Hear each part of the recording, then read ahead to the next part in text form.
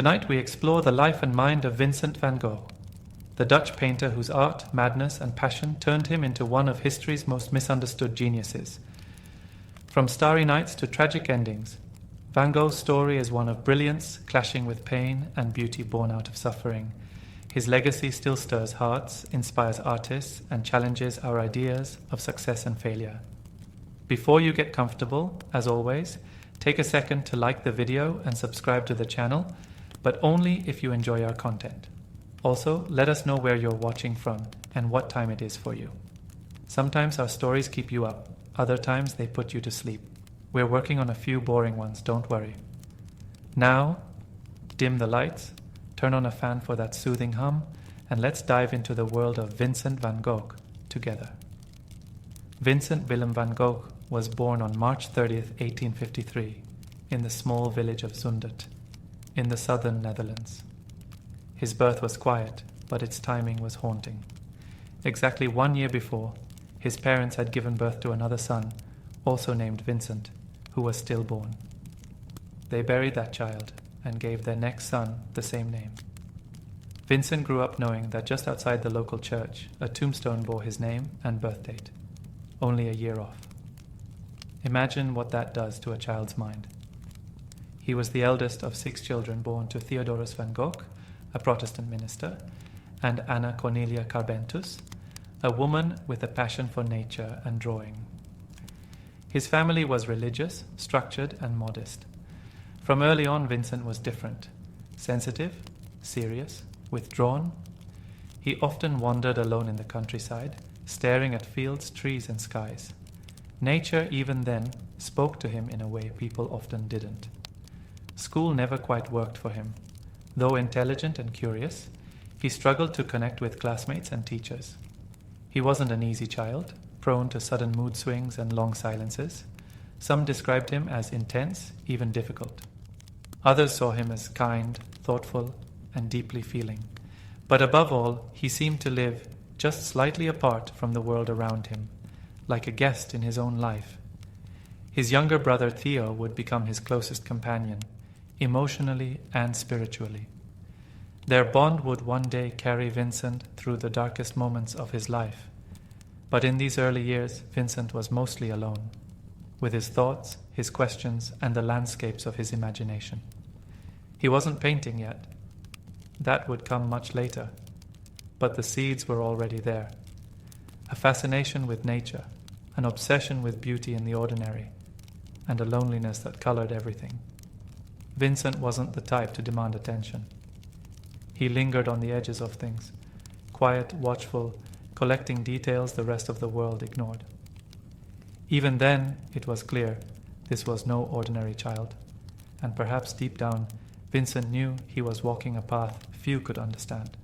A life of color, heartache, and beauty was waiting just ahead, but for now he was simply a child of silence.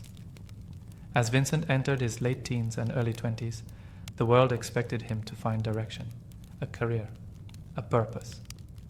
But Vincent's path refused to straighten. Instead, it twisted, stalled, and doubled back.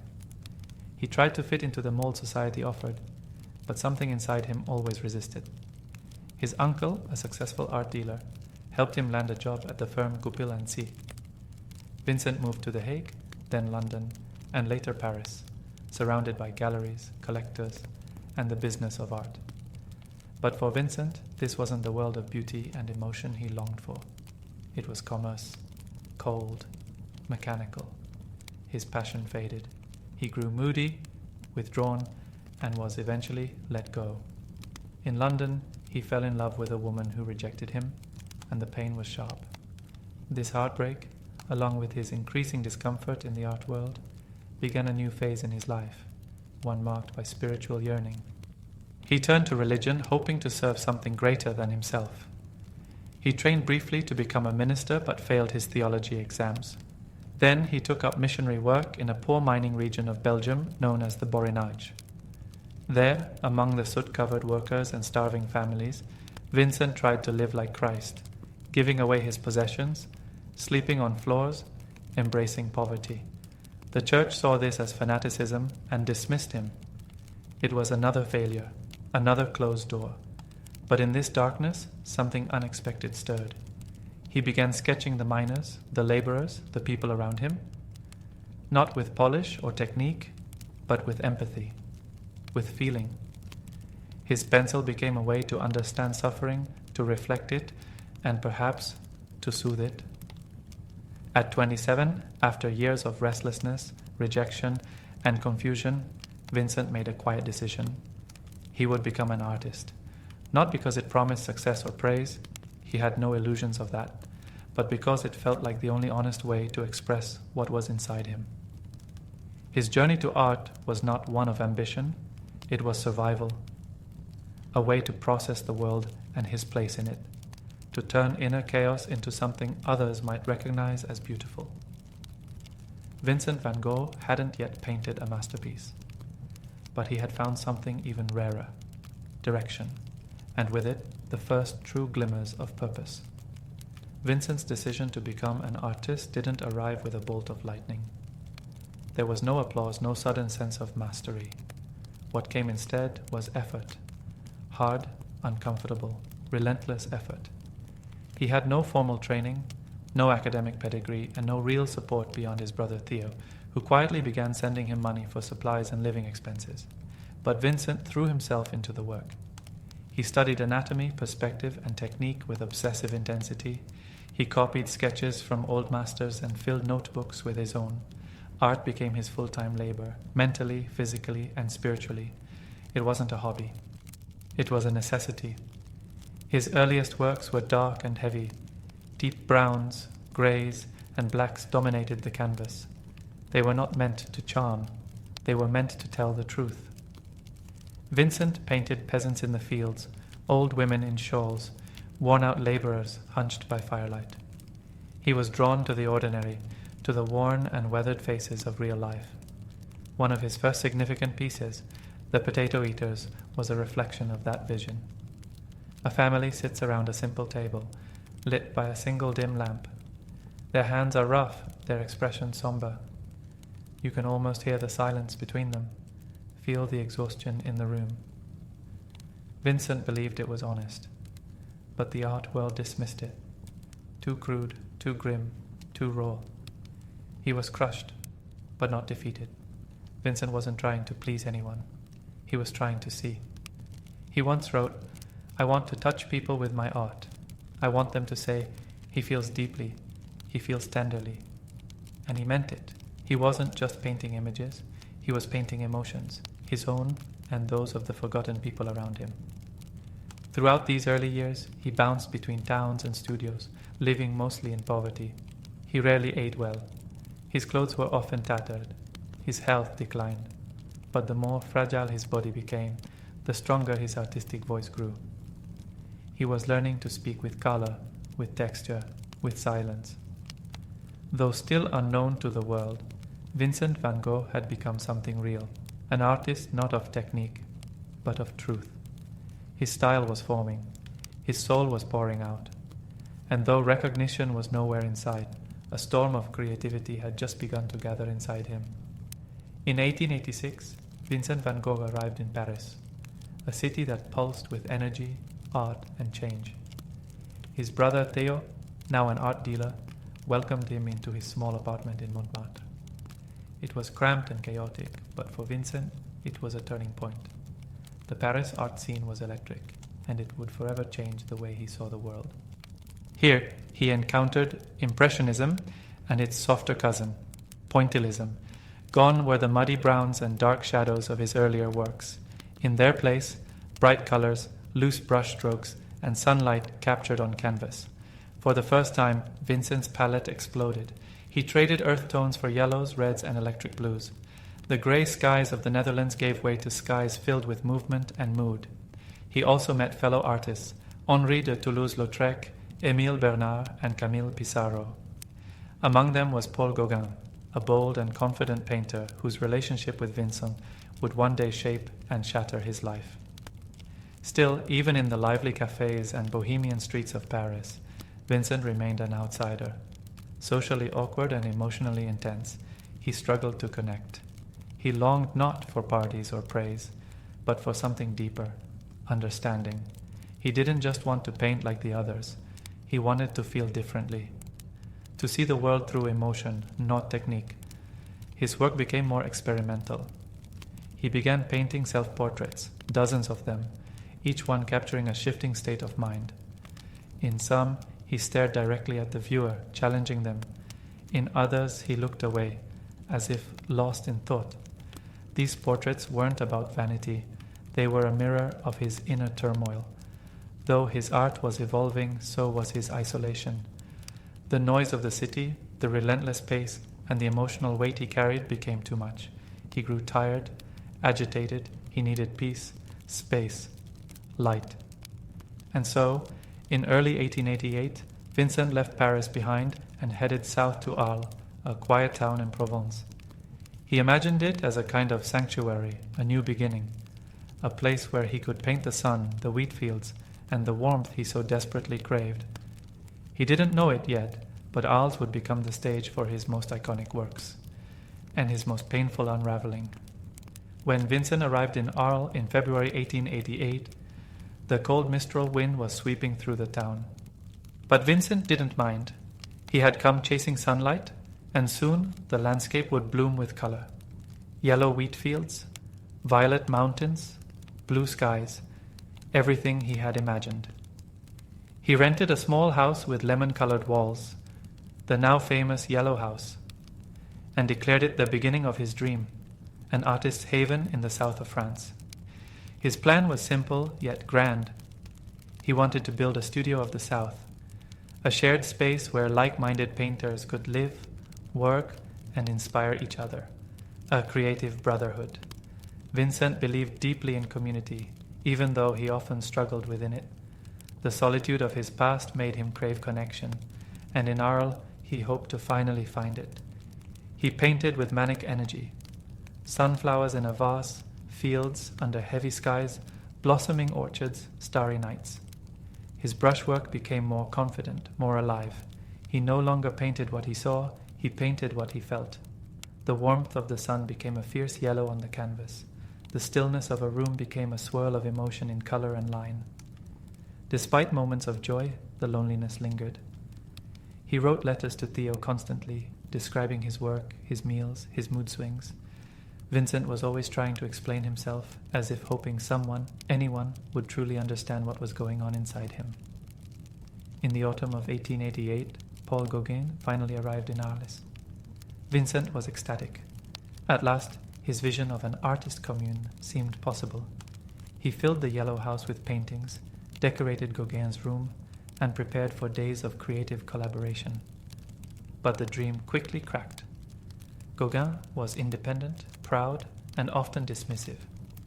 Vincent was emotional, anxious, and deeply sensitive. Their personalities clashed. Conversations turned into arguments. Vincent grew more unstable, afraid Gauguin would abandon him.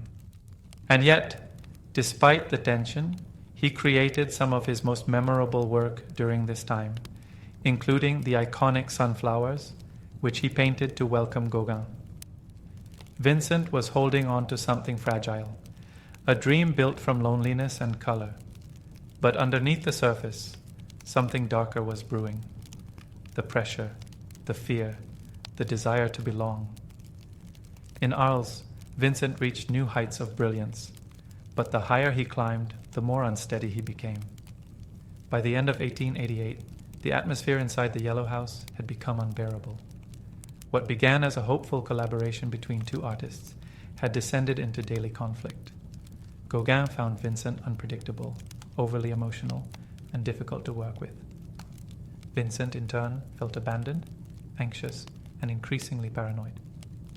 The creative harmony he had dreamed of was unraveling before his eyes. On December 23rd, after a particularly heated argument, everything changed. That night, Gauguin stormed out. Some say he intended to leave Arles for good. According to one version of the story, Vincent followed him into the street, possibly holding a razor. But Gauguin walked away, and Vincent, alone, spiraling, returned home. In a state of utter distress, he took a blade and cut off part of his left ear. What drove him to do it? No one knows for sure. Perhaps it was grief. Perhaps it was a desperate act of control in a world slipping away. Perhaps it was a cry no one had yet heard. He wrapped the severed ear in paper and brought it to a nearby brothel, handing it to a woman named Rachel. Then he collapsed. The next morning, he was found unconscious and rushed to the hospital. Word spread through Arles that the local artist had lost his mind. Crowds gathered outside the hospital. Newspapers reported the incident. Gauguin left immediately for Paris. He and Vincent would never see each other again. While Vincent recovered physically, his mental health became increasingly fragile. He suffered hallucinations and memory loss. He would cry without knowing why. He begged Theo to visit and wrote letters filled with confusion, sadness, and shame. Despite everything, he continued to paint. In the hospital courtyard, he found solace in small things: a garden, a bench, a moment of light. He painted the courtyard of the hospital in Arles, self-portrait with bandaged ear, and the Red Vineyard, the latter being the only painting he ever sold in his lifetime. But something had broken, not just in his mind, but in his heart. The yellow house, the dream, the sanctuary, was now empty. Vincent was alone again, surrounded by whispers, watched with suspicion, his place in the town no longer welcome. And so, with sorrow and consent, he committed himself to an asylum. The ear was gone, the friend had left. But the artist remained. In May of 1889, Vincent van Gogh admitted himself to the Saint-Paul-de-Mausole Asylum in Saint-Rémy-de-Provence. The stone building, surrounded by gardens and olive trees, was once a monastery. Now it became a place of healing, or at least a place of quiet. For Vincent, it was both a prison and a sanctuary. His room had bars on the windows. There were long periods of silence, broken by distant cries from other patients. His days were filled with routine: meals, medication, rest. But whenever he was well enough, he painted. The asylum staff allowed him a studio space, and Vincent used it obsessively. He painted the view from his window again and again: cypress trees, swirling skies, golden fields. He painted flowers, corridors, and the hills beyond the asylum walls. And in a moment of uneasy calm, he painted one of his most iconic works, The Starry Night. The painting wasn't meant to be realistic. It was emotional. The sky pulses with motion, the stars burn like fire, and a quiet village sleeps below. Vincent called it a failure. The world much later would disagree.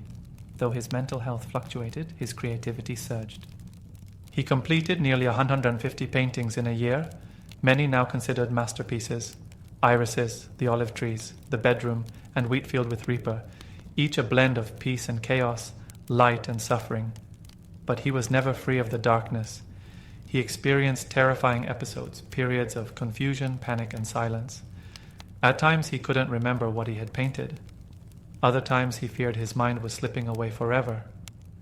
He once swallowed paint and turpentine, an act of self-harm that left him weak and shaken. Still, he held on. Throughout it all, he wrote letters to Theo, page after page, filled with thoughts about color, brushwork, emotion, and hope. He tried to explain the unexplainable, what it felt like to fall apart while creating something beautiful. Despite everything, he believed in his work. "What would life be," he wrote, "if we didn't have the courage to try anything?" In the walls of that asylum, Vincent was broken, and yet, in those same walls, he created some of the most powerful art the world would ever know. A man losing his mind, yet finding his soul on every canvas. By May of 1890, Vincent van Gogh left the asylum in Saint-Rémy. His health had improved, and though still fragile, he was eager to return to the outside world. At the suggestion of his physician, he moved to the quiet village of Auvers-sur-Oise, just north of Paris. It was peaceful, filled with open skies, winding paths, and golden wheat fields, landscapes that suited him. More importantly, it was near Theo. Theo, his brother and lifeline, had recently married and become a father. Vincent was happy for him, but he felt a quiet fear growing, fear that he might become a burden, that the financial support, the emotional weight, the worry he caused was too much. He never said it outright, but his letters hinted at it. His tone had changed. Gratitude was now laced with guilt. In Auvers, Vincent was under the care of Dr. Paul Gachet, a physician with an interest in art and melancholy. Vincent painted his portrait twice. "He's sicker than I am," he wrote to Theo, half joking, half serious. But despite his doubts and inner turmoil, Vincent was painting more than ever. In just 70 days, he created more than 70 works. Fields under stormy skies, roads lined with poplars, a church twisting slightly as if seen in a dream. Each painting seemed urgent, vivid, powerful, heavy with emotion. He was pouring everything he had left onto the canvas. And then it stopped. On July 27, 1890, Vincent walked into a wheat field carrying a revolver. No one knows exactly what he was thinking. Maybe he believed his time had come. Maybe he believed his work was done. He shot himself in the chest but survived the initial wound. Staggering back to his lodging, he was found bleeding and taken to bed. Theo rushed to be by his side. They spoke little, but the bond between them needed no words. Vincent, in pain but calm, whispered his final message: "The sadness will last forever." He died in Theo's arms 2 days later. The village buried him beneath a tree-lined hill, surrounded by the very fields he had painted. At the time of his death, Vincent van Gogh was unknown, uncelebrated, misunderstood. But in that silence, a legacy was just beginning to rise. Vincent van Gogh died believing he had failed. He sold just one painting in his lifetime. He was laughed at, misunderstood, pitied. The world never knew what to make of him until it was too late. 6 months after Vincent's death, Theo followed him. He died from illness, grief-stricken and exhausted, never knowing the impact his brother's work would one day have. But Theo's wife, Johanna van Gogh Bonger, stepped into the silence. She inherited hundreds of Vincent's paintings and letters, things most would have discarded. But she didn't see them as failures. She saw them as truth. Quietly, steadily, she began to share Vincent's story with the world. She organized exhibitions, published his letters, and connected his art with the soul behind the brush. What was once dismissed as madness began to be recognized as genius. The world that had turned its back on him began to listen. By the early 20th century, Vincent's work had found an audience, then a following, then a legacy. Museums displayed his pieces. Collectors fought to acquire them. Artists named him as their greatest inspiration. Critics rewrote their histories to include him. And with each passing decade, his name only grew. Today, the Starry Night hangs in the Museum of Modern Art in New York, seen by millions. Sunflowers is considered one of the most recognizable paintings in the world. His letters, deeply human, painfully honest, are studied not just for their insight into art, but into the human condition itself. But Vincent's legacy isn't just in brushstrokes or museums. It's in the way we see pain and beauty now, in how we talk about mental health, isolation, sensitivity, and creativity.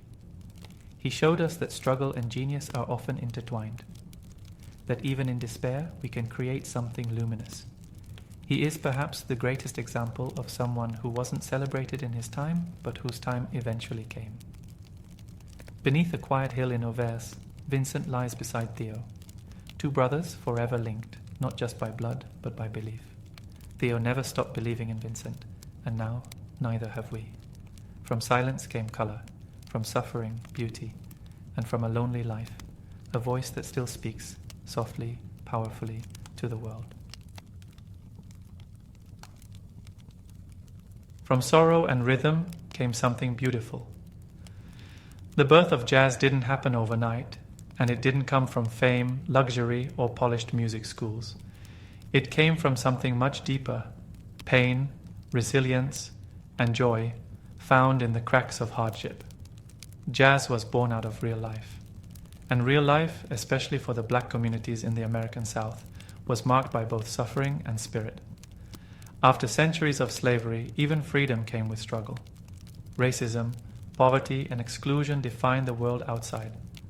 But inside churches, homes, and neighborhoods, people built something else. They built community. They built music.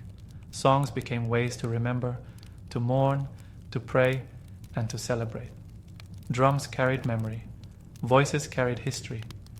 Every rhythm was layered with something sacred and human. This is where jazz found its roots, not in a single song or solo, but in the way sorrow was carried with grace and turned into rhythm. It wasn't written down, it wasn't created for stages or critics. It happened in backyards, on street corners, and in late-night gatherings, where gospel met blues, where African rhythms collided with European harmonies, where people told their stories not with words but with sound. In New Orleans, the city where jazz would take its first breath, life was alive with music. Births, weddings, parades, even funerals had music at their center. A funeral might begin with slow, somber hymns, only to erupt into joyful brass music once the body had been laid to rest. It was a way of honoring both the sorrow of goodbye and the beauty of a life well lived. This balance between heartbreak and celebration became the heartbeat of jazz itself. In those early days, the music had no name. People just played. They mixed styles, they improvised. They followed feeling more than form. And slowly, a new sound began to take shape, one that couldn't be boxed in, one that bent the rules, invited mistakes, and welcomed freedom. That sound was jazz. It didn't erase sorrow. It danced with it. It didn't deny hardship. It transformed it. And in that transformation, something extraordinary was born. Jazz came from pain, but it carried joy. It carried life, and it carried the proof that even in the darkest places, something beautiful can rise. At the turn of the 20th century, New Orleans was unlike any other city in America. It wasn't just a port city. It was a meeting place, a crossroad, a living, breathing blend of culture, language, history, and sound. This was where jazz would be born because no other place had the ingredients quite like this. The city was French, Spanish, African, Creole, Caribbean, Catholic, Protestant, enslaved, free, and everything in between. Each group brought its own traditions, music, instruments, and stories. And instead of remaining separate, these cultures collided every single day. In the French Quarter, you might hear operas or chamber music drifting from elegant salons. In Congo Square on Sundays, you'd find African rhythms in full force, drums, dances, and chants passed down for generations. Just a few streets away, gospel choirs filled churches, while marching bands practiced for parades. Street performers played ragtime on battered pianos. Children learned hymns by ear. Brass bands marched through the neighborhoods, their sounds spilling into every alley. Music was everywhere, and more importantly, it was shared. New Orleans was one of the few cities where people of different races and classes regularly heard one another's music. Musicians learned from each other, borrowing rhythms, phrases, and techniques. An old spiritual might inspire a new melody. A brass line from a parade could end up in a blues improvisation. There were no boundaries, just inspiration. The city's geography played a role too. Tight-knit neighborhoods meant that sound traveled easily. The call of a cornet or the beat of a drum could reach from one block to the next, drawing people in. A single porch performance could become a jam session by nightfall. This collision of cultures didn't happen peacefully. Segregation and racism were very real, but music found its way around those walls. It was the common language in a divided place. And in New Orleans, that language kept evolving. Out of this rich, noisy, soulful melting pot came something entirely new. Not classical, not folk, not blues, but something made from the pieces of all of them. The sound of jazz was forming, improvised, unpredictable, impossible to define. And no one city, except New Orleans, could have given it life. Long before jazz had a name, it had a heartbeat. That heartbeat came from Africa.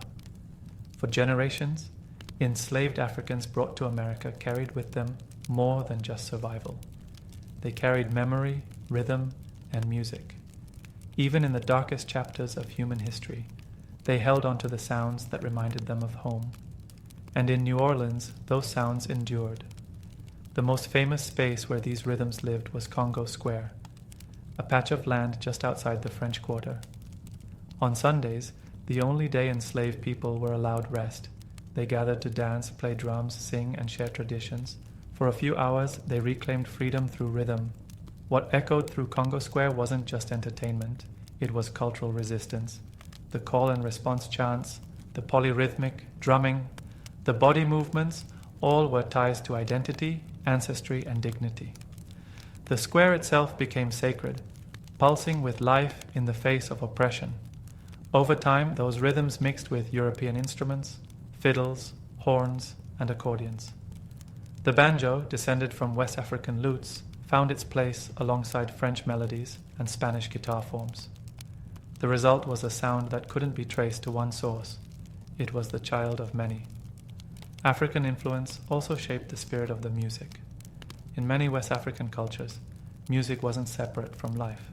It was life. It told stories, marked seasons, healed wounds, and brought communities together. That sense of music as emotion, as communication, found its way into every layer of jazz. From field hollers to work songs, spirituals to blues, the musical language of the African diaspora was alive and evolving. Each note carried weight, each beat had purpose. And from this emotional depth came the power of improvisation, expressing feeling in the moment, not through perfection, but through honesty. Jazz inherited that language. It didn't follow strict rules because life didn't either. It bent, shifted, responded. It felt. It was never just about technique, it was about truth. The echoes of Africa gave jazz its soul. They gave it rhythm that moved the body and pain that touched the heart. Jazz may have taken shape in America, but its roots dug deep into another continent. And those roots still hum beneath every horn, every drum, and every note played in its name. In the years following the Civil War, New Orleans found itself with something unexpected, leftover instruments. Brass horns, clarinets, drums, and tubas, once used by military bands, were no longer needed. They found their way into pawn shops, attics, and second-hand stores, gathering dust until curious hands brought them back to life. Those hands didn't belong to trained musicians. They belonged to ordinary people, barbers, butchers, shoe shiners, porters, men and boys who couldn't afford formal lessons, but who taught themselves by listening, feeling, experimenting. They took those brass instruments and made them speak in ways no one ever had before. The result wasn't polite, it wasn't proper. It was loud, raw, and full of soul. These self-taught musicians weren't reading sheet music. They were inventing their own language, bending notes, sliding between keys, mixing rhythms that weren't supposed to fit together. And in doing so, they made the instruments their own. The cornet became a voice for storytelling. The clarinet wove harmonies like a singer's sigh. The drums held it all together, steady but unpredictable. And the tuba, deep and round, gave the music its powerful heartbeat. Every street in New Orleans became a kind of classroom. Marching bands paraded through neighborhoods. Brass quartets played at fish fries, dances, and funerals. If a child had talent, he could learn just by watching and imitating. You didn't need to be rich, you just needed rhythm. Jazz was forming, not in pristine concert halls, but in motion. It was music you walked with, danced to, lived inside. Improvisation wasn't a trick, it was survival. If you dropped a note, you bent another to catch it. If you didn't know the tune, you made one up that fit. Jazz didn't punish mistakes, it turned them into opportunity. What began with leftover instruments became a revolution. These tools of military order were reborn as instruments of personal expression. They no longer marched to someone else's command.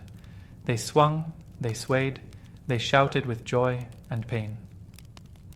In New Orleans, brass wasn't just metal. It was magic. It was transformation. And it would soon become the voice of a whole new music, a music that would spread from those streets to the rest of the world.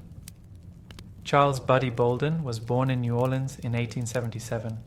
By the late 1890s, he was already making noise, quite literally. Bolden played the cornet, but not the way others did. His sound was louder, freer, and more emotional than anything the city had heard. They said when Bolden played, you didn't just listen, you felt it. He wasn't trained in music theory.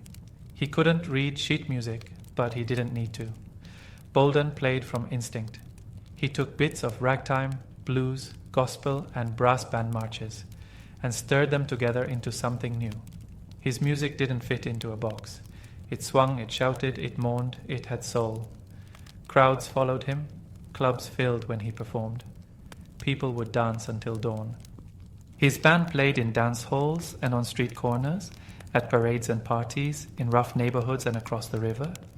He became known for a song called Funky Butt, one of the first jazz tunes ever played, and one that captured the raw, unapologetic energy of his sound. But what made Bolden special wasn't just volume or improvisation, it was how human his playing was. His horn laughed, cried, flirted, and confessed. It spoke when words couldn't. Sadly, Bolden's light burned fast. In 1907, at just 30 years old, he suffered a mental breakdown. He was committed to the Louisiana State Insane Asylum, where he would remain for the rest of his life. He never recorded a single note. No surviving audio exists of his playing. Everything we know comes from stories, passed down from musicians, dancers, and fans who remembered how he made them feel. Yet even without recordings, Bolden's influence echoes in the DNA of jazz. Musicians like Louis Armstrong would later credit him as the father of the sound. The way Bolden bent notes, improvised freely, and played with emotion set the tone for everyone who followed. He was a mystery, a myth, a man who created something immortal with nothing but a cornet, a wild heart, and a rhythm all his own. And though his voice was lost to time, his spirit lives on, in every solo, every swing, and every note played with soul. If Buddy Bolden was the wild flame that lit jazz's first spark, Jelly Roll Morton was the one who gave it shape. Born Ferdinand Joseph Lamothe in New Orleans in 1890, he gave himself the name Jelly Roll and called himself the inventor of jazz. A bold claim, but one rooted in real innovation. Where Bolden brought raw energy, Morton brought refinement. He didn't tame jazz's spirit, but he taught it how to dance in time. Jelly Roll was a pianist, a composer, and a storyteller. By his teenage years, he was playing in brothels, bars, and gambling dens, places where music had to be lively, seductive, and always entertaining. He soaked up every influence New Orleans had to offer. Spanish melodies, ragtime rhythms, Creole folk songs, and African American blues. Then he blended them into his own signature sound. What made Morton different was his ability to write jazz down. He composed intricate arrangements for multiple instruments, turning jam sessions into orchestrated experiences. His famous Red Hot Peppers recordings weren't just performances. They were carefully crafted pieces, filled with syncopation, breaks, and unexpected shifts. Still, Jelly Roll never lost the spirit of improvisation. He left space in his compositions for soloists to shine, for riffs to grow, for surprise to sneak in. He believed jazz wasn't just music. It was feeling, style, and attitude. And he wore that belief like a badge, often dressing in sharp suits and speaking with showman's flair. In 1926, when he recorded Black Bottom Stomp and Dr. Jazz, the world began to listen. His music traveled far beyond New Orleans, reaching Chicago and New York, helping plant jazz firmly on the national stage. But Jelly Roll's importance goes beyond his compositions. He proved that jazz could be both spontaneous and structured, that it didn't have to choose between freedom and form. And he gave future musicians a blueprint, a way to write, record, and preserve a sound that had been mostly passed down by ear. Some say he exaggerated his role in jazz's birth, but even if he didn't invent it, he shaped it, framed it, and pushed it forward. Jelly Roll Morton gave jazz its first spine, and yet it still danced. If jazz had a heartbeat, it would sound a lot like Louis Armstrong. Born in 1901 in one of New Orleans' roughest neighborhoods, an area known as the Battlefield, Armstrong came into a world of poverty and hardship. His father left early, and his mother often struggled to make ends meet. As a boy, he worked odd jobs to help his family, and one day, after firing a pistol in celebration on New Year's Eve, he was arrested and sent to a home for troubled boys. But that home changed everything. There, Louis was introduced to the cornet, and from the moment he held it, something awakened inside him. Music became his voice, his escape, and soon his identity. He learned quickly, listened deeply, and absorbed everything from the local players around him, especially his idol, King Oliver, one of New Orleans' top band leaders at the time. By the early 1920s, Armstrong had joined Oliver's band in Chicago. His sound was unmistakable, warm, bold, and full of life. Unlike many musicians of the day, Armstrong didn't just blend in with the band. He stood out. His solos sang. They soared. And when he began to sing too, with that gravelly, joyful voice, he won hearts instantly. Armstrong brought something to jazz that hadn't been fully realized before: personality. He turned solos into conversations. He made his trumpet laugh, weep, dance, and dream.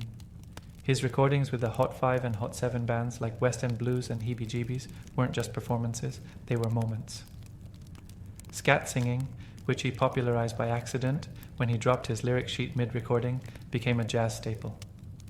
And his smile, wide, sincere, and full of mischief, became a symbol of the joy jazz could bring. Louis Armstrong didn't invent jazz, but he gave it its soul. He turned a regional sound into a global voice. He crossed racial barriers with his music, inspiring audiences of all colors and generations. Where others played notes, Louis told stories. He showed the world that jazz wasn't just music, it was feeling.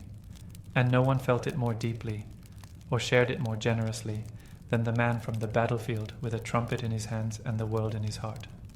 As jazz began to travel, north to Chicago, east to New York, and eventually around the world, New Orleans remained its sacred home. While other cities added their own styles and spins, the streets of the Crescent City held on to the original spirit. There, jazz never became just a genre. It stayed something living, breathing, and communal. In New Orleans, jazz wasn't only for nightclubs or concert halls, it was part of everyday life. You could hear it in neighborhood parades, birthday parties, street performances, and most famously, in jazz funerals. These were not quiet, solemn affairs. They were emotional journeys, starting with sorrow and ending in celebration. A jazz funeral would begin with a slow, mournful hymn. The band played in minor keys, matching the weight of grief. But once the body was laid to rest, the music would transform. The tempo would rise, the horns would dance, people would clap, spin umbrellas, and form a second line, a group of dancers and followers who turned mourning into movement. That spirit, the ability to honor pain while embracing joy, was at the heart of New Orleans jazz. Even as the music industry evolved and jazz gave way to swing, bebop, and later fusion and modern interpretations, New Orleans held tight to the early traditions. Musicians passed songs down by ear, not just through lessons, but through living the music. Children grew up watching uncles and neighbors play on porches and street corners. Instruments were often shared. Bands were made of cousins, classmates, and old friends. This wasn't nostalgia, it was legacy, a living thread that tied each generation to the next. New Orleans jazz also remained deeply tied to place. You could walk through the French Quarter and still hear the same rhythms that Buddy Bolden might have played over 100 years earlier. Brass bands marched through the same streets. Clubs like Preservation Hall kept the old songs alive, not as museum pieces, but as expressions of the now. In a city shaped by joy and tragedy, floods and festivals, jazz was the music that carried its soul. It had survived wars, poverty, racism, and even natural disasters. Because jazz wasn't just something New Orleans created, it was something it needed. A voice that had never stopped singing. Jazz was never just music. It was a heartbeat, a protest, a prayer. It was laughter at the end of sorrow. It was survival dressed in rhythm. And though its sound has shifted over time, its spirit, the part born on the streets of New Orleans, has never faded. In the century since its creation, jazz has traveled far. It's been reimagined in smoky New York clubs, echoed through European concert halls, and blended into genres from hip-hop to rock to classical. It became a language spoken across cultures, a symbol of freedom, creativity, and soul. But no matter how far it reached, jazz never forgot where it came from. It never left behind the pain, joy, and improvisation that gave it life. At its best, it still carries that same energy, the spirit that says, I will make beauty from whatever I'm given. That spirit lived in Buddy Bolden's cornet, blasting across open fields with no recording to prove he was ever there. It lived in Jelly Roll Morton's piano, crafting jazz's first compositions while still leaving room for surprise. It lived in Louis Armstrong's trumpet and voice, breaking barriers and melting hearts with every note. And it lives on today in the parades of New Orleans, in the fingers of young musicians learning old songs, in the second lines that dance through city streets, refusing to let grief walk alone. It lives in the silence before a solo, in the swing of a brushed snare, in the cry of a saxophone that can't be explained. Jazz endures not because it was perfect, but because it was honest. It was born from sorrow and shaped by joy. It grew through struggle and rose through hope. It taught the world that music doesn't need a script, that sometimes the most powerful thing you can do is to feel, to improvise, and to keep going. From the cracked sidewalks of New Orleans came something eternal. From sorrow and rhythm came something beautiful. And though the names may change, the instruments may shift, and the songs may evolve, the soul of jazz plays on, softly, boldly, always. The morning of December 7th, 1941, began quietly at Pearl Harbor, a sprawling naval base nestled along the southern coast of Oahu, Hawaii. The sun rose gently over the Pacific, casting a warm glow across the waters. Palm trees swayed in the light breeze. Seagulls floated overhead. The ships in the harbor, some of the most powerful in the U.S. Navy, rested at anchor, gleaming in the morning light. For the men stationed there, it was a Sunday like any other, a day of rest. Some slept in, grateful for the slower pace. Others wrote letters home, drank coffee, or read the paper. Church services were being prepared. Breakfast was served in mess halls. For the lucky few, it was a chance to enjoy the beach or head into town. There was no reason to be alarmed, no tension in the air, no sense of threat. Hawaii, for all its strategic importance, felt worlds away from the war unfolding in Europe and Asia. Life at Pearl Harbor moved with a sense of order, routine, and comfort. Aboard the battleships, sailors performed their usual duties. Some were scrubbing decks, others stood watch. Officers checked rosters, mechanics inspected equipment. The massive vessels, the Arizona, Oklahoma, West Virginia, and others, were quiet, alive with activity, but unaware of what was coming. Out on the airfields nearby, Hickam, Wheeler, and Bellows, pilots and ground crews went about their usual checks. The planes were parked in neat rows, wings exposed, unguarded. No one expected trouble. In those early hours, everything felt normal. Yet, just a few hundred miles away, a Japanese strike force was already airborne.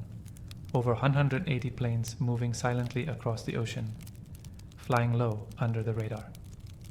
Their mission: deliver a surprise attack that would cripple the United States Pacific Fleet in a single blow. But here, on the ground at Pearl Harbor, there was no warning. Just the usual hum of engines, the smell of salt in the air, and the quiet sounds of morning routines. It was a peaceful moment. The last one many would ever know. In less than an hour, this calm would vanish, shattered by fire, steel, and history. But for now, it was just a morning like any other. At exactly 7:48 a.m., the sky over Pearl Harbor changed. Without warning, the first wave of Japanese aircraft swept in from the north, 183 planes in total. Fighters, bombers, and torpedo planes filled the horizon in tight formation, their engines roaring low above the water. To those on the ground, it was sudden and surreal. A sound that didn't belong to Sunday. The calm morning shattered. Within seconds, the air erupted with the sound of machine guns, bomb blasts, and screaming engines. The Japanese planes dove toward the harbor with terrifying precision, targeting battleships, cruisers, destroyers, and airfields in synchronized waves. Sailors aboard the ships scrambled to action stations, many barefoot, shirtless, still pulling on their uniforms as they ran. but there was little time to react. Bombs exploded on decks. Torpedoes streaked through the water, slamming into hulls. Planes dropped from the sky like thunderbolts. On the ground, chaos broke out at Hickam Field and other nearby air bases. Aircraft were lined up wing to wing, perfect targets for strafing runs and incendiary bombs. Hangars burst into flames. Barracks were torn apart. Men grabbed rifles and fired into the sky with little effect. The USS Arizona took a direct hit to her forward magazine. The explosion was instant, catastrophic. A column of fire shot high into the sky, and the ship began to sink immediately, dragging hundreds of men down with her. The USS Oklahoma was struck by multiple torpedoes, capsizing in under 15 minutes. Trapped sailors banged on the overturned hull, hoping someone would hear them. Some were rescued, many were not. Smoke rose across the harbor, thick and choking. Burning oil covered the water's surface, igniting as sailors dove in, trying to escape. The air was filled with the sounds of alarms, shouting, and the steady, relentless assault from above. The Japanese had achieved total surprise.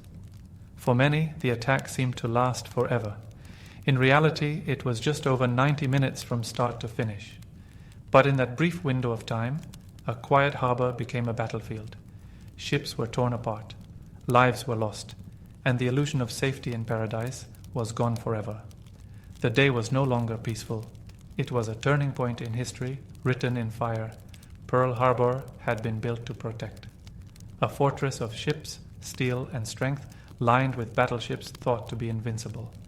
But on the morning of December 7th, that illusion was torn apart. The Japanese attack focused on the heart of American naval power. The Pacific Fleet anchored in the harbor. 8 battleships sat quietly in the water, unaware they were moments away from disaster. The USS Arizona, majestic and imposing, was among the first struck. A bomb pierced her deck and detonated a massive ammunition magazine. The ship exploded with such force that it lifted out of the water before breaking apart and sinking. Flames shot into the sky. 177 men died in an instant, many never identified, many never found. Nearby, the USS Oklahoma took multiple torpedoes. Within minutes, she capsized, rolling over and trapping hundreds of sailors inside her hull. Some were rescued by frantic efforts, men cutting through steel with torches to free the survivors. But 429 lives were lost, most of them in total darkness with water rising. The USS West Virginia, California, and Nevada were all hit hard. Torpedoes punched through their sides, bombs exploded above decks, fires spread uncontrollably. Sailors fought back, but with little time and few weapons ready, their options were limited. Some ships, like the USS Nevada, tried to escape. The Nevada attempted to steam out of the harbor under heavy fire. Her crew managed to beach her to prevent blocking the channel, a desperate, heroic act in the middle of chaos. In total, 21 ships were damaged or destroyed, including battleships, cruisers, and destroyers. Dockside facilities, fuel tanks, and repair yards also took hits. The harbor, once a place of routine and safety, had been turned into a floating graveyard. The wreckage smoldered long after the attack ended. Fires burned into the night. Bodies were pulled from the water, many unrecognizable. Oil leaked from sunken ships, leaving a slick that would stain the water for days, and still seeps from the Arizona today. The Japanese strike had been brutal and effective. The pride of the American Pacific Fleet lay broken. Not a single enemy ship was lost. But something else, something more powerful than steel, had been stirred awake, and the world would soon feel it. While ships burned and explosions tore through steel, it was the people, the sailors, the soldiers, the nurses, the civilians, who bore the weight of that morning. The attack on Pearl Harbor claimed 2,403 American lives. Of those, over 100 died aboard the USS Arizona alone. Many were young men, some barely out of high school. They had enlisted in peace, but died in war, without warning, without a chance to fight back. In the confusion, many never made it to their posts. Some were still in their bunks when the bombs fell. Others died at their stations, doing their duty as their ships went down. There were acts of bravery everywhere. Sailors dragging wounded comrades to safety, diving into flaming waters, manning guns with bare hands and no orders, only instinct. On land, the carnage was just as real. Civilians and military personnel alike were caught in the crossfire at airfields like Hickam Field and Wheeler Army Airfield.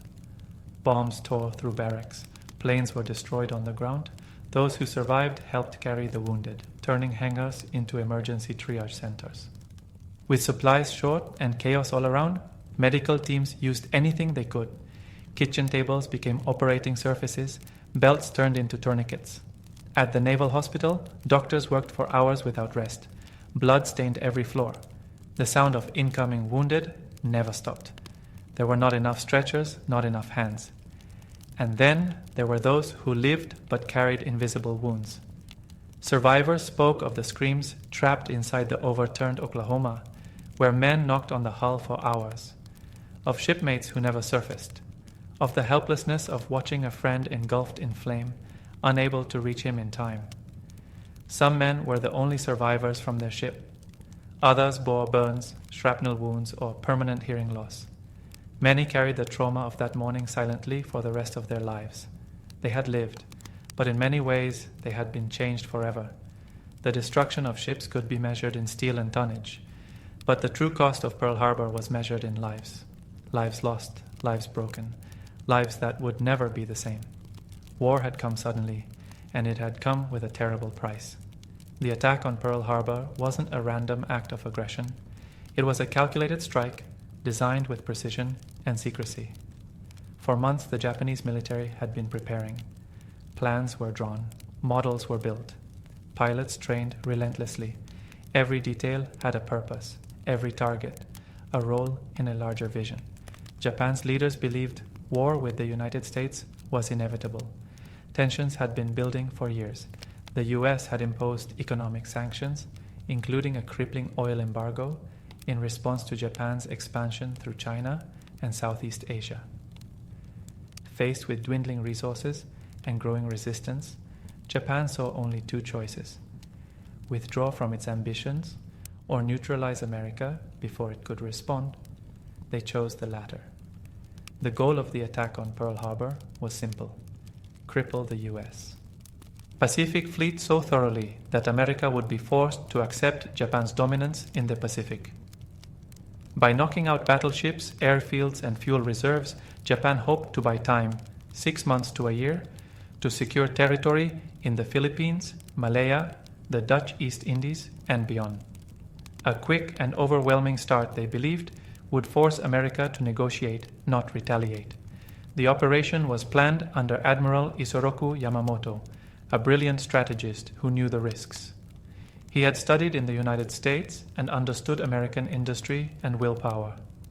In private, he expressed doubt, famously warning, "I fear all we have done is to awaken a sleeping giant." But once the decision was made, Yamamoto executed it flawlessly. On December 7th, 6 aircraft carriers, more than 400 planes, and a fleet of battleships and cruisers launched the surprise attack. The strike force had sailed over 3,000 miles, undetected, through the northern Pacific. It was one of the most daring naval operations in history, and on a tactical level it worked. Battleships were sunk, airfields were destroyed, America was caught off guard. But Japan had miscalculated one thing: the American spirit. The hoped-for negotiation never came. The expected surrender turned instead into full-scale mobilization. The attack didn't intimidate, it united. And instead of weakening the United States, it forged a resolve stronger than Japan had ever imagined.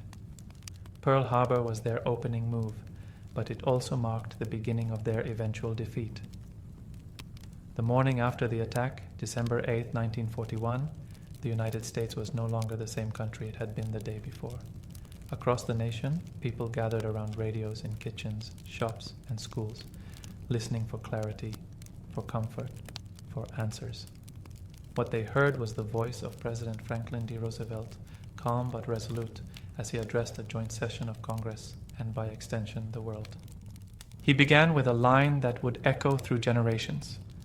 Yesterday, December 7th, 1941, a date which will live in infamy.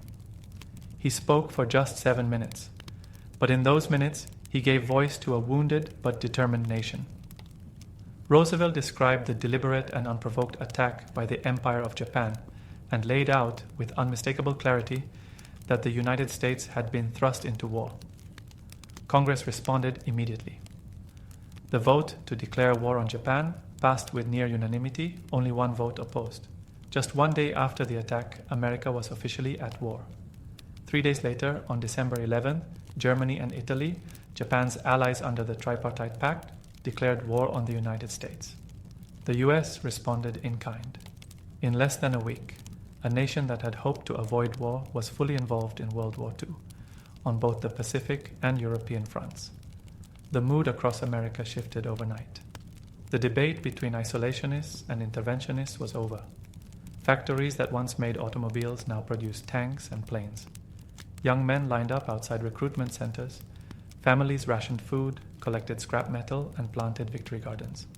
A nation had been attacked, and it answered not with retreat, but with resolve. Roosevelt's speech did more than declare war. It gave the American people direction. It defined the moment not just as a tragedy, but as a call to action. A moment of sorrow, yes, but also of unity and purpose. Pearl Harbor was no longer just a place. It had become a symbol of what was lost and what would rise in its place. From the ashes of the harbor came a declaration. From that declaration came a war effort. And from that war effort, history would be rewritten. December 7th had changed everything, and America would never forget. Before Pearl Harbor, America was a nation divided, caught between the instinct to stay out of foreign wars and the growing awareness that the world was slipping into chaos. Europe was already in flames. Hitler's armies had swept across the continent. Japan had invaded China and threatened Southeast Asia.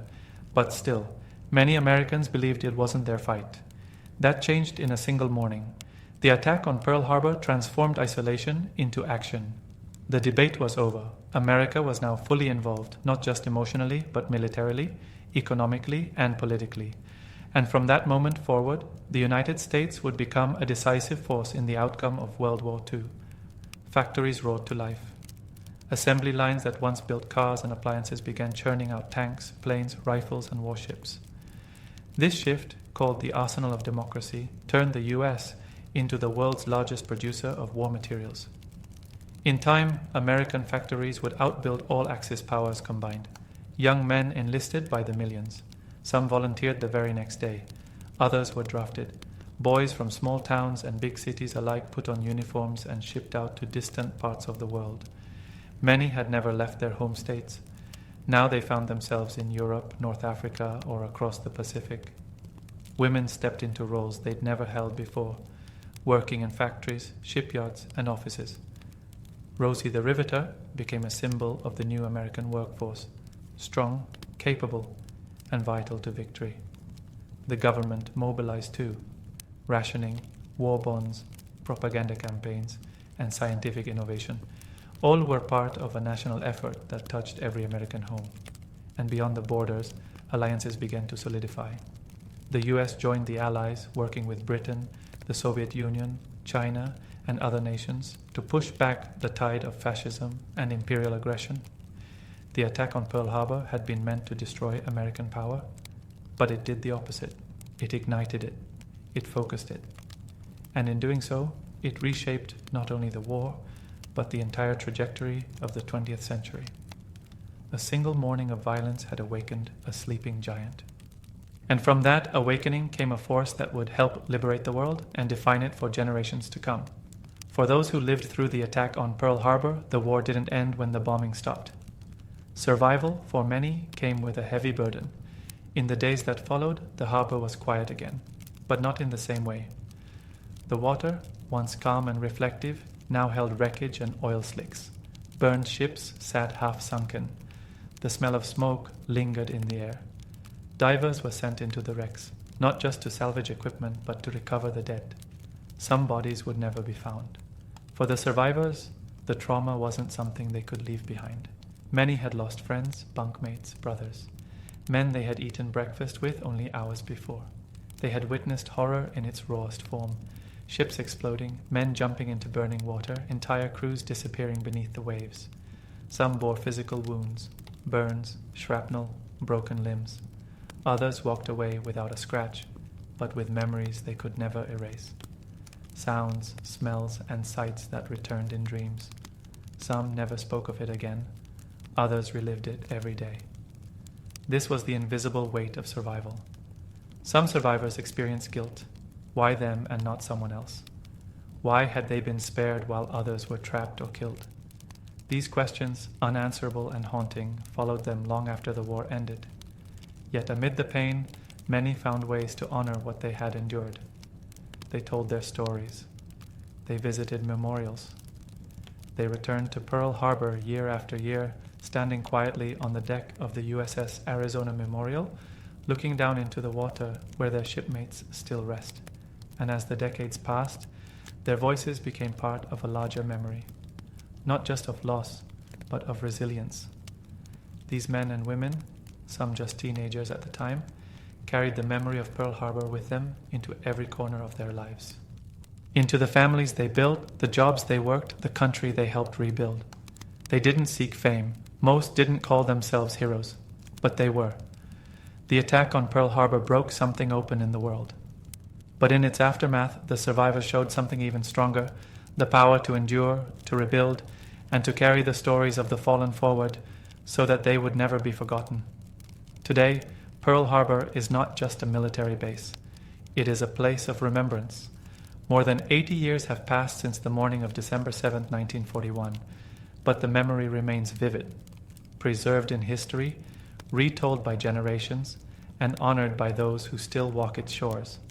The harbor that once echoed with explosions and sirens now holds a calm silence, broken only by the sound of waves and the gentle hum of passing boats. At the center of this memory floats the USS Arizona Memorial, a white structure that spans the sunken battleship below. It stands not in grandeur, but in reverence. Beneath it lie the remains of over 900 sailors, still entombed in the ship's rusting hull. Drops of oil continue to rise to the surface. Black tears, some call them, a steady, solemn reminder of lives lost. Each year, survivors, veterans, families, and visitors from around the world come to this place. They stand in silence, read the names engraved in marble, and remember what was sacrificed. Some place lays in the water, others simply pause, heads bowed, watching as history quietly breathes beneath the waves. Remembering Pearl Harbor isn't just about honoring those who died. It's about understanding what was awakened that day, the strength of a nation, the unity of a people, the resilience of those who lived through it. As the years pass, the number of living survivors continues to dwindle.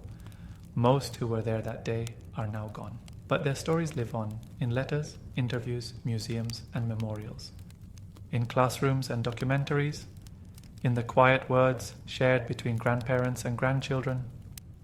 The lessons of Pearl Harbor are not only about war, they are about peace, vigilance, and memory.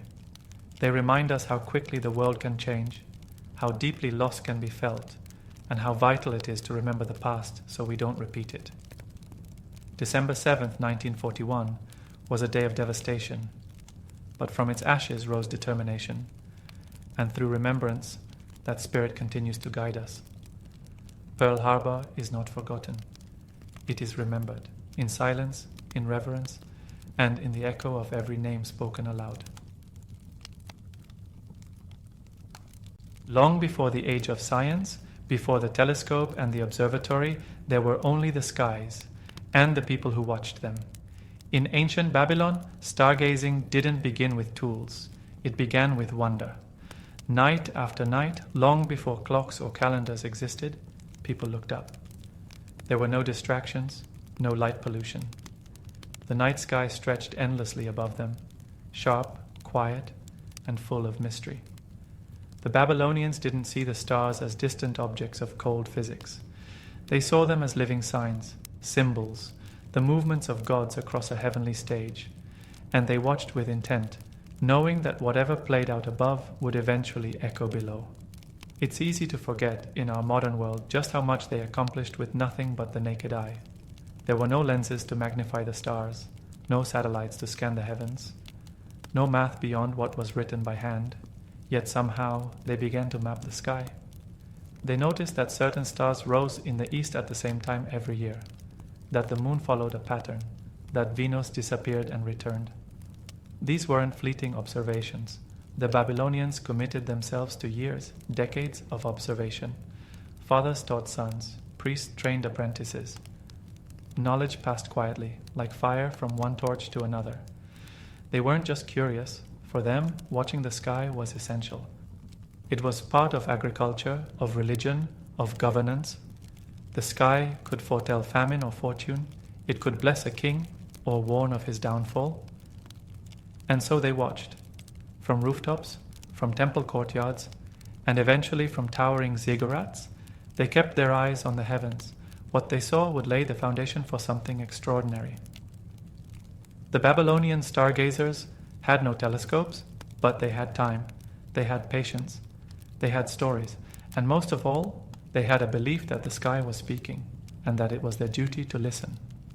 This wasn't science as we know it, it was the beginning of science. Rooted in myth, refined by memory, and driven by an unshakable desire to understand the rhythm of the stars. And in that silence above the desert, the first astronomers were born. To understand the stargazers of Babylon, we must first understand the land they stood upon. Ancient Babylon was nestled in the heart of Mesopotamia, between the great rivers Tigris and Euphrates. It was a place of contrasts, fertile fields fed by irrigation, vast stretches of desert, and skies that seemed to go on forever. The horizon was open, unbroken, the stars brilliant, and at night the heavens became a living tapestry. In a world without electricity or city lights, the night sky was not a mystery hidden behind haze. It was a daily spectacle. Every star, every phase of the moon, every shift in the planets was visible and clear. For the Babylonians, the sky wasn't distant, it was present, hanging directly over their lives like a great dome of stories and signs. This land gave rise to one of the first great civilizations, rich in language, religion, trade, and law. But beyond farming and building, the Babylonians nurtured a deep connection to the heavens. They believed their gods lived above, moving across the sky in celestial bodies. Every change in the stars was a whisper of divine intent. The cycles of the stars helped the Babylonians measure time. Calendars were built around the moon's phases. Seasons were predicted by the return of certain stars on the horizon. When would the rivers flood? When should the barley be planted? The answers were above. But the stars weren't just clocks. They were omens. If a star vanished unexpectedly, it could mean war. If Mars burned red near the moon, it might signal the death of a king. The Babylonians looked for these signs carefully, believing the sky held warnings, if only they could read them in time. Their land, with its broad skies, slow-moving rivers, and spiritual imagination, invited this kind of thought. There was time to look up. There was meaning in looking up, and so, in this cradle of civilization, between two rivers under an ancient sky, a new form of knowledge began to take root, part science, part belief, and entirely bound to the stars. It was in this land that the ancient Babylonians began their long watch. In ancient Babylon, stargazing wasn't a pastime. It was a sacred responsibility, carried out by a select few who were trusted not just with knowledge, but with meaning. These were the astral priests, part scientists, part prophets.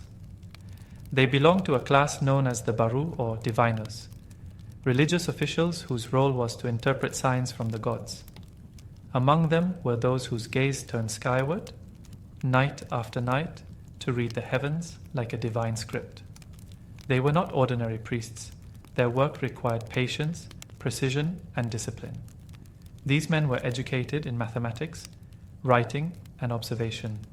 They kept meticulous records, etching their findings into clay tablets using cuneiform script, the earliest known writing system. These tablets didn't just describe what was seen. They interpreted it. Every comet, every planetary alignment, every strange shadow cast on the moon was logged alongside its possible meaning. The priests believed the sky was not random. It was ordered, deliberate, a reflection of divine will. The gods were not silent, they were speaking through the movements of stars and planets. It was up to the priest to listen carefully, to understand, and then to advise the king or the people. Their work had weight. A single celestial event could affect royal decisions. Wars were declared or avoided based on planetary patterns. Festivals were planned with lunar cycles. Crops were planted only after the stars gave their silent approval. But these priests were also careful scientists, though they wouldn't have called themselves that. They charted rising and setting times, tracked the retrograde motion of planets, and counted lunar months. Over time, they began to predict when certain events would recur. What began as observation slowly turned into forecasting. And this work wasn't done in secrecy. It was part of a broader system of temple scholarship. Knowledge was preserved, passed down, and refined over centuries. Each priest built upon the work of those who came before him. In the quiet stillness of night, high above the city or deep within temple courtyards, these early astronomers studied the sky, not with curiosity alone, but with devotion. They weren't just watching the stars. They believed they were communing with the divine. And in doing so, they became the world's first true interpreters of the cosmos. In the heart of Babylonian cities, great towers rose above the rooftops. Ziggurats, monumental stair-stepped structures built of sun-dried mud bricks. These weren't palaces or tombs. They were temples. Sacred spaces meant to bridge the distance between earth and sky. To the Babylonians, ziggurats were more than architecture. They were cosmic ladders, connecting the human world to the divine. Each one was dedicated to a specific god and stood as a symbolic mountain in the flat Mesopotamian landscape. But they also served a more earthly function. They became the earliest observatories. High atop the ziggurat, away from the flicker of firelight and the noise of city life, Babylonian priests found a perfect place to observe the heavens. These towering platforms gave them a clear, uninterrupted view of the sky, a place to watch the stars rise and set, to track the movement of the moon and planets, and to seek signs from the gods above. The most famous of these was the Etemenanki, the ziggurat dedicated to the god Marduk in the city of Babylon. Though only ruins remain today, ancient texts describe it as reaching hundreds of feet into the air, an enormous presence in the center of the city, visible from miles around. From these heights, the priest astronomers worked in silence, wrapped in robes, scanning the stars with trained eyes. They would record their findings on clay tablets stored in temple libraries below.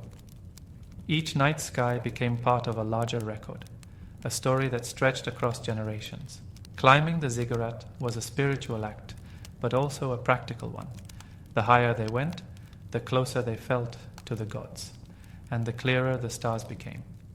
These platforms didn't have domes or telescopes, but they were designed with purpose, solid foundations that aligned with key celestial events. Some ziggurats were even oriented with cardinal directions, hinting at the deep connection between architecture, astronomy, and faith. In Babylon, the sacred and the scientific were never separate. Every brick of a ziggurat supported not just a structure, but a worldview, one where the sky was both a mystery and a message. And at the top of those ancient steps, the world's first stargazers reached upward, not just to see, but to understand. Night after night, the Babylonian sky came alive with movement. For the ancient stargazers, it wasn't chaos, it was choreography. The heavens danced in patterns, and if one looked carefully enough, those patterns revealed meaning. Among all the celestial bodies, the moon and Venus held special significance. The moon was familiar, ever-changing yet constant.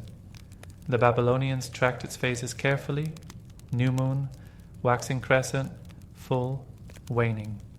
They watched how its light waxed and faded over a 29-day cycle, aligning their calendar to its rhythm. Lunar months formed the backbone of their timekeeping, determining everything from religious festivals to the timing of harvests. They also noticed that eclipses, rare and mysterious, seemed to follow the moon. Over time, they began recording not just when eclipses occurred, but where in the sky they happened and what phase the moon was in at the time. This careful tracking would later lead them to predict such events with remarkable accuracy. Then there was Venus, the morning and evening star. To the Babylonians, Venus wasn't just a planet.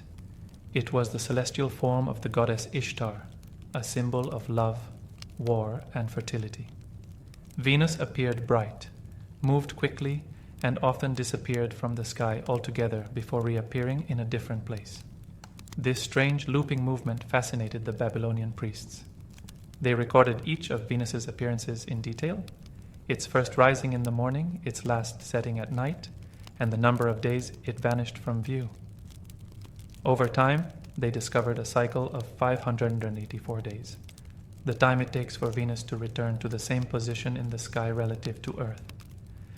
Such precision is astonishing when we remember they had no telescopes, only trained eyes and centuries of continuous observation. They watched Mars too, when it moved forward, slowed, stopped, and then moved backward in the sky. This strange phenomenon, now known as retrograde motion, puzzled many later astronomers.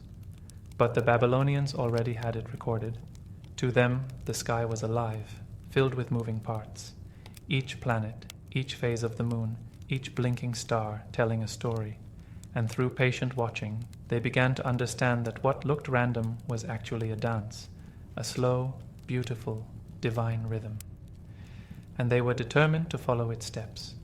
To most ancient people, a lunar eclipse was a moment of mystery, terrifying, unexpected, and divine. The full moon, shining brightly one moment, would slowly darken, then turn a deep shade of red, as if the gods themselves were casting shadows upon it. But for the stargazers of Babylon, eclipses were not frightening, they were foreseeable. Using nothing but their eyes, careful timing, and generations of records, the Babylonians became the first known civilization to predict eclipses. No glass lenses, no telescopes. Only clay tablets, symbols, and extraordinary patience. They noticed something most people wouldn't. Eclipses weren't random. They came in patterns, and those patterns repeated. By comparing records over many years, they discovered a cycle now known as the Saros cycle, a period of roughly 18 years, 11 days, and 8 hours.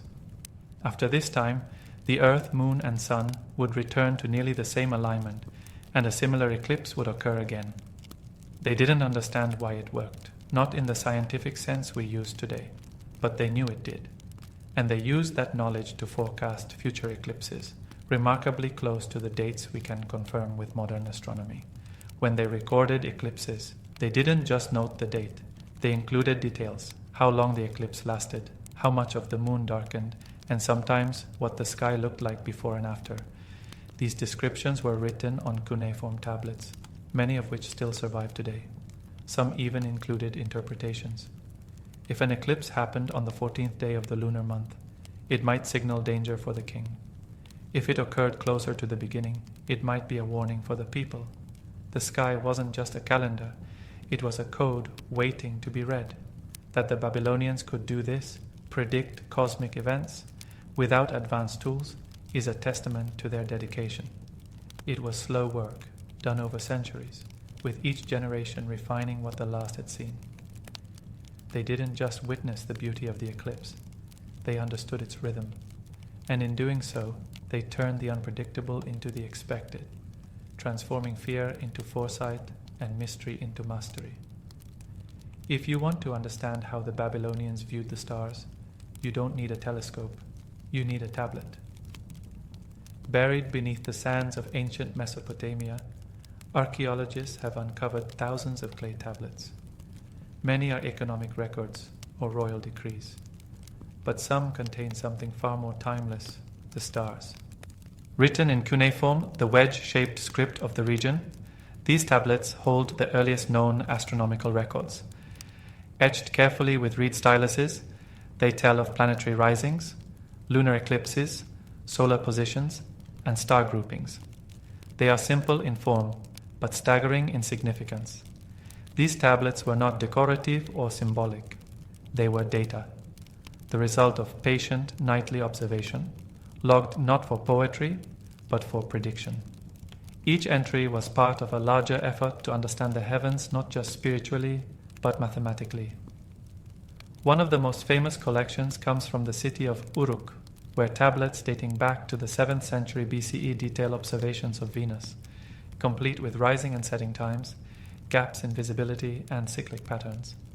These records show not only recognition of Venus's unique motion, but a clear grasp of its repetition over time. Even more astonishing is how advanced their numerical methods were. The Babylonians used a base 60 system, what we still use today, to divide hours and angles.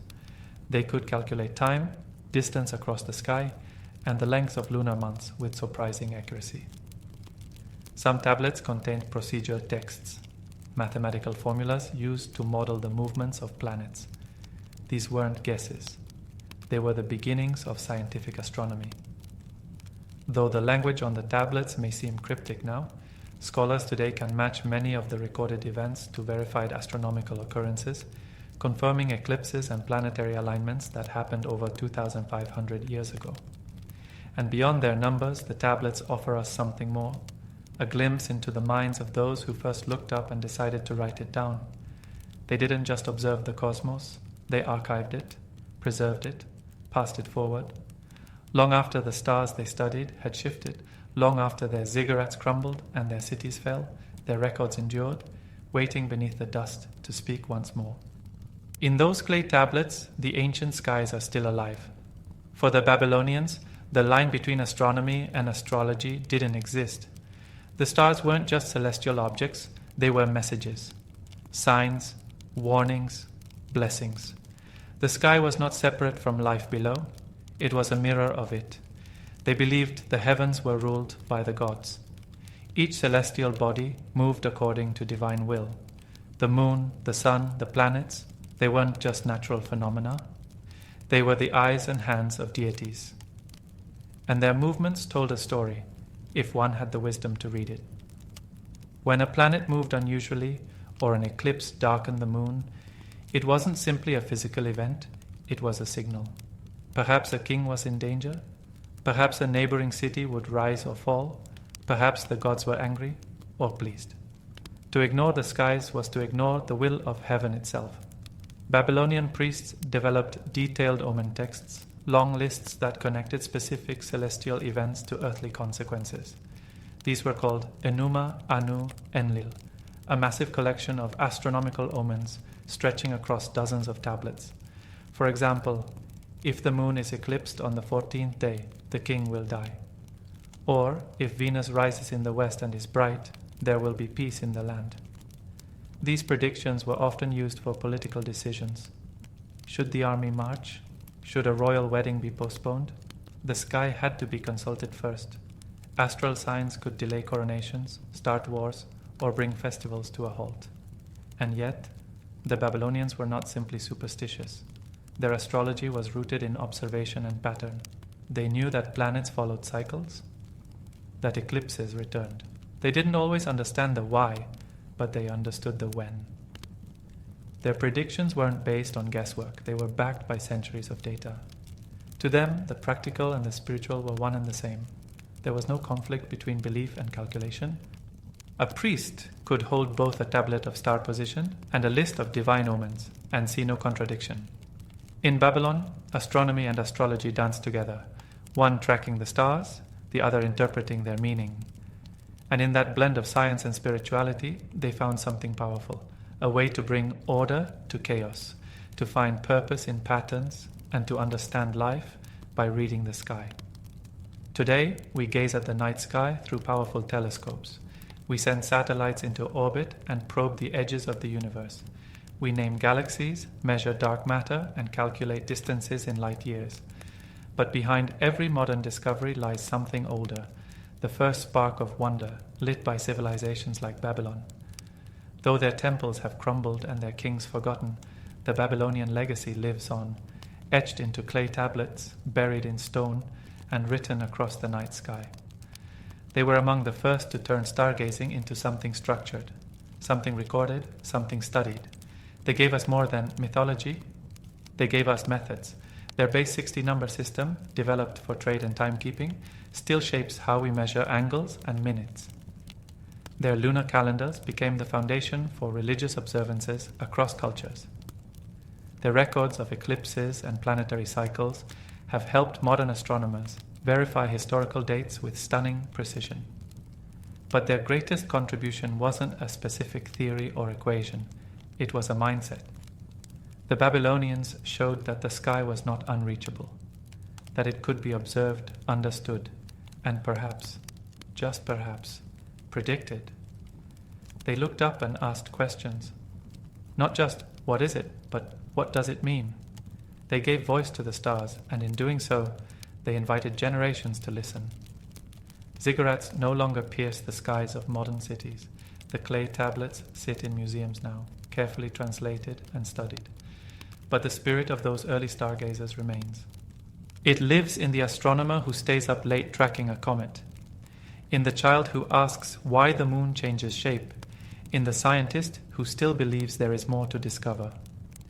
Every time we chart a constellation or track a planetary orbit, we walk a path they once began, on rooftops, in courtyards, and atop sacred towers. They didn't have telescopes, they didn't have modern math, but they had curiosity, patience, and a deep sense of awe. From the land between two rivers, under the canopy of ancient stars, the Babylonians built a bridge between heaven and earth, and through that bridge we still walk, quietly, humbly, and always looking up.